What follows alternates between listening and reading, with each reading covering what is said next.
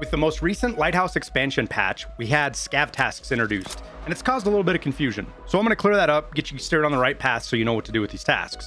Now, these are daily tasks provided by the Trader Fence, completed as a Scav, that give rewards ranging from fence rep, money, gear, and decent barter items. I've got OFZ shells, armor, ammo, all sorts of stuff from them. Now, there was a period where they were giving PMC experience, but I think they took that out. Now, the fence rep is probably one of the biggest parts of it because it's another method to raise your fence rep, which is also called Scav Karma.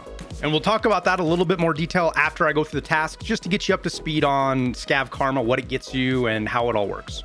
But we'll get into the tasks first. And like daily tasks that are offered by other traders, you'll get one of these a day. You can replace them, but be careful. The fee to replace them, I've seen rubles, dollars, and euros, as well as a reduction in fences karma, which it's kind of pointless to replace it if you're just losing what you're going after. Now, how do you get access to these tasks? The biggest thing is you got to get your Intel Center level 1 built. Now, I don't know if there's a level restriction. I was level 20 when I built my Intel Center, and I had it, so I don't know if it's like the dailies and it's level 5 or the weeklies and it's level 15 on all the other traders, but at least I know you have to have the Intel Center level 1. Now, these fence tasks work a little differently than the other dailies on the traders as well. If therapist tells you to get 2 toothpastes and you have them in your inventory already, you can turn those in. Or if they ask for weapon parts, you can craft those and then turn those in.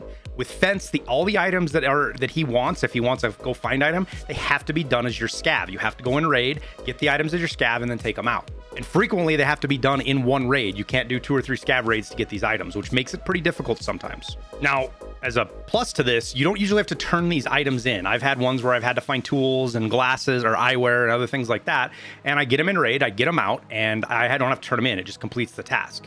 But keep in mind that you don't have to find only found in raid items. At least I don't have to. I haven't found that yet. I have pulled specifically the sunglasses one where I had to find 3 pieces of eyewear. 2 of them were found in raid. 1 of them was off a player, and it allowed me to finish the task. Now, the other types of tasks I've seen are all over the place. Everything from kill PMCs with grenades to there's even tasks I've seen out there where you have to kill scavs. So you have to lose karma to gain karma. And then you've got like the extract at a certain place or on a certain map number of times. Very similar to what you see on the other dailies. And like the others, I wouldn't be surprised if we see more added as time goes on. Now, one thing that has yet to be tested yet, and probably won't be able to be fully tested for a while, is that how does your PMC level or your scav level or maybe your fence rep affect these task rewards? Dailies get better and more difficult as you get higher level, so that's very likely that happens on fence.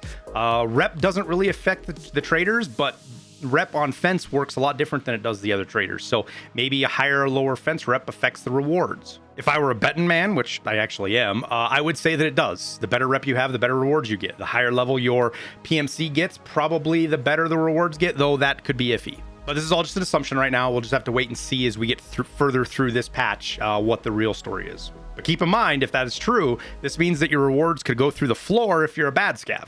But now that we're talking about rep, let's do a quick recap of Scav Karma Fence Rep and what it is, how you raise it and lower it, and what it gets you.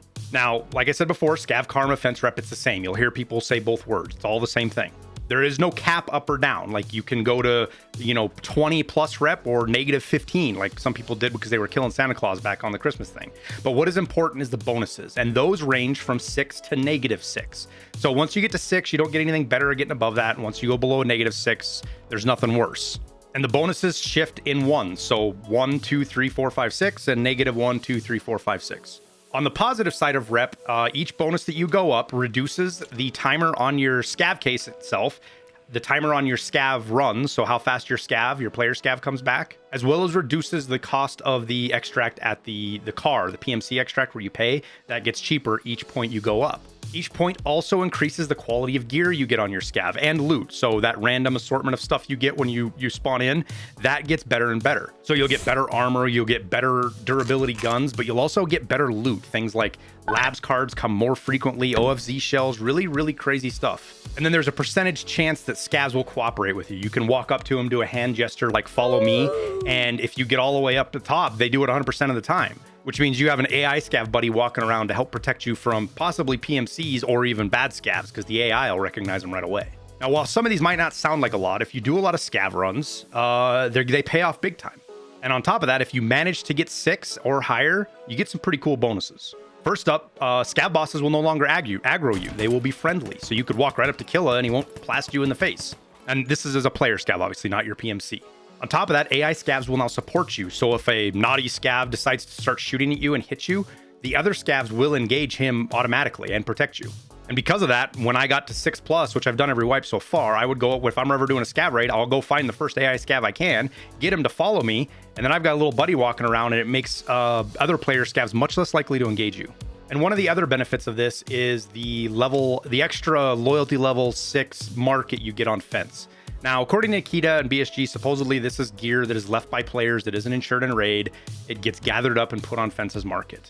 Now, there's some disagreement in the community whether that's actually happening or if it's just randomly generated stuff. To me, it looks like there is some of that happening, but at the most, it's like player Scav gear.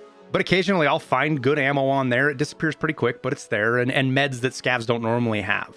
Now, for negative karma, you get pretty much the flip of all of this. Longer timers on your Scav case, your Scav itself, you know, you can run fewer raids, obviously. More expensive car extracts, and the gear on your Scav is worse. And eventually, you get low enough, Scavs will aggro you on sight if you get to -5 karma or more. And with this, I would assume that your rewards from Fence on his tasks also get worse. But again, that has yet to be seen. Now, the last little thing we'll talk about is how do you raise and lower your Scav rep? There are many actions to raise your rep. And in the past and going forward, how all of these work, the exact mechanics, the degree at which they raise are all subject to change. So keep that in mind. The numbers I'm giving you now are probably going to change at some point. So if you use a car extract as a PMC, it will give you Scav rep. Right now, it gives you 0.25 per use, and that is on each map. So there's 4 maps that you can do it on, so you'll get 0.25 for each car.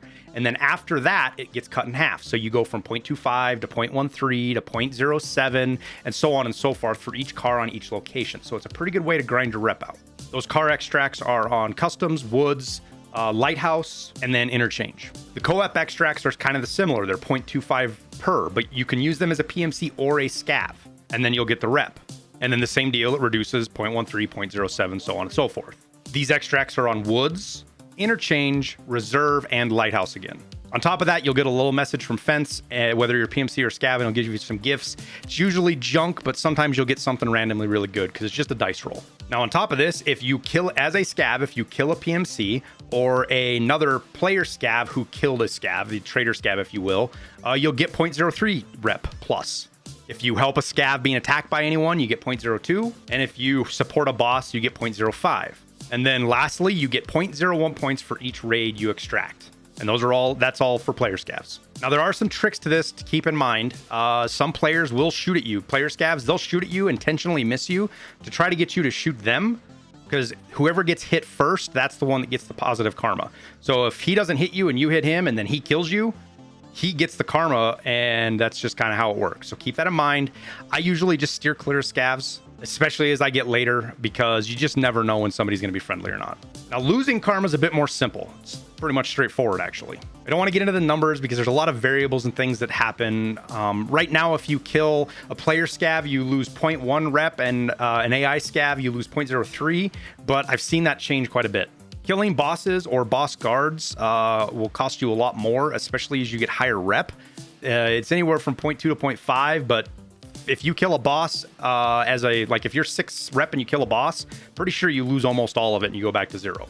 And on top of that, keep in mind that if bosses engage you and shoot you first, you will still lose rep if you kill them. Tested it this wipe. Sturman pushed me. He didn't kill me. Somehow he shot me first, then I killed him, and I lost 0.2 karma. So your best bet is just to stay away from the bosses, or, be willing to die and not fight back if you do get shot at by them. But I do have one crazy theory I want to throw in here at the end, and this is just something that my gears have been turning out and I came up with the idea of. So let's put my tinfoil hat on so we're all clear that this is not supported by anything other than crazy theories.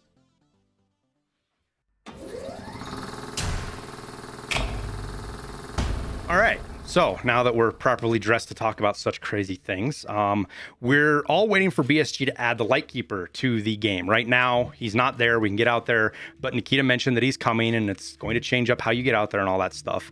And through past events, Scavs have been heavily involved with the lightkeeper, whether it's our buddy Rigi and him trying to get a hold of him, or the lightkeeper asking the rogues if the red Scav is friend or foe. He's involved. On top of that, all of the money that we were extorted from by the lightkeeper was brought to him by Scavs. So this leads me to believe that there's a possibility that Scav Karma may very well be involved with the lightkeeper somehow. Maybe better gear or worse gear or easier access to the island. Who knows? But it's just something to keep in the back of your mind, especially if you're somebody who doesn't really care about karma. You could potentially end up midway through the wipe and not have access to the lightkeeper because you decided to kill a scav for a backpack. But we'll pretty much wrap it up there and leave it like that. This hat's not very comfortable to wear anyways. So appreciate you guys watching. Wish you the best of luck in your raids. Hope this video was helpful. We'll see you in Tarkov.